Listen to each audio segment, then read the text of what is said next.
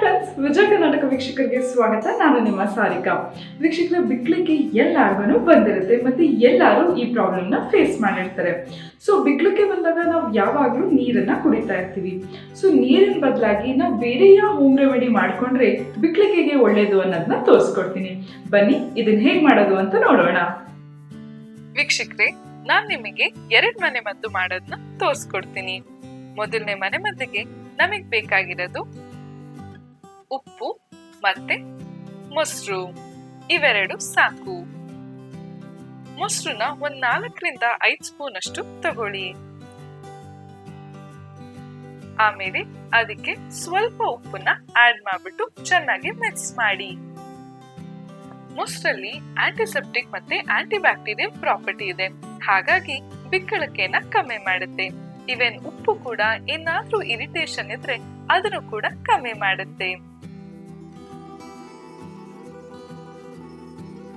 ಉಪ್ಪು ಚೆನ್ನಾಗಿ ಡೈಲ್ಯೂಟ್ ಆದ್ಮೇಲೆ ನೀವು ಇದನ್ನ ಕುಡಿಬಹುದು. ಇವಾಗ 2ನೇ ಮನೆ ಮದ್ದನ್ನ ನಾನು ನಿಮಗೆ ತೋರಿಸ್ಕೊಡ್ತೀನಿ.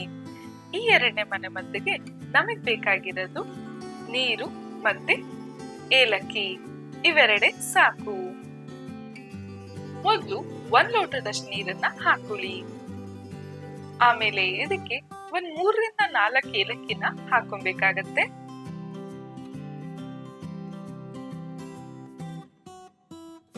ಇವಾಗ ಇದನ್ನ ಬಾಯ್ಲ್ ಆಗಕ್ಕೆ ಇಡೋಣ.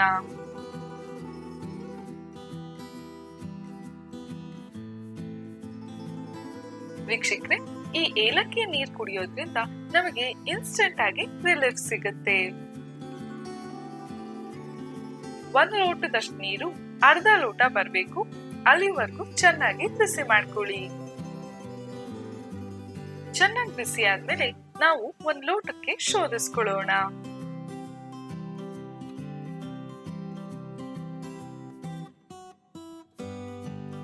ಇವಾಗ ಇದನ್ನ ನಾವು ಕುಡಿಬಹುದು.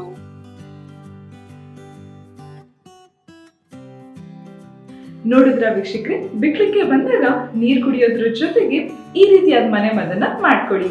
ಅವಾಗ ಬೇಗ ಗುಣ ಆಗತ್ತೆ. ನಾನು ನಿಮ್ಗೆ ಒಂದೊಂದು ಸಂಚಿಕೆ ಸಿಗ್ತೀನಿ. ಈ ವಿಡಿಯೋ ಇಷ್ಟ ಆದಲ್ಲಿ ಲೈಕ್ ಮಾಡಿ, ಕಮೆಂಟ್ ಮಾಡಿ, ಶೇರ್ ಮಾಡಿ. ಇನ್ನು ವಿಜಯ ಕರ್ನಾಟಕ ಚಾನೆಲ್ನ ಸಬ್ಸ್ಕ್ರೈಬ್ ಮಾಡಿಲ್ಲ ಅಂದ್ರೆ ಸಬ್ಸ್ಕ್ರೈಬ್ ಮಾಡೋದಕ್ಕೆ ಮರಿಬೇಡಿ. ಧನ್ಯವಾದ. ನಾನು ನಿಮ್ಮ ಸಾರಿಕಾ.